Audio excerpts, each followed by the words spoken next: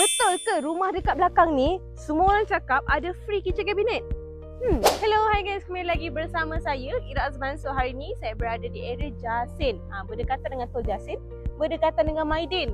Siapa yang nak cari rumah area sini? Inilah dia. Let's go, kita tu bahagian dalam. First sekali saya nak cakap why Botani Jasin.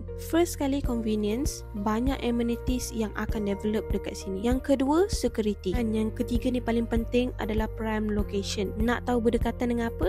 Mes ini buat appointment dengan saya. Dan yang keempat adalah environment yang tenang dengan kehijauan. Macam ala-ala eco botanik, rumah single story cluster ni siap dapat kitchen cabinet tau sekarang. 4 bilik, 2 bilik air. Nak beli rumah ni kena tahu apa package dia nak bagi dan apa tawaran dia nak bagi. Moga korang yang tengok video ni dapat buat pilihan yang tepat. Pada sesiapa yang nak mencari rumah yang satu tingkat, tak nak panjat-panjat, penat kan?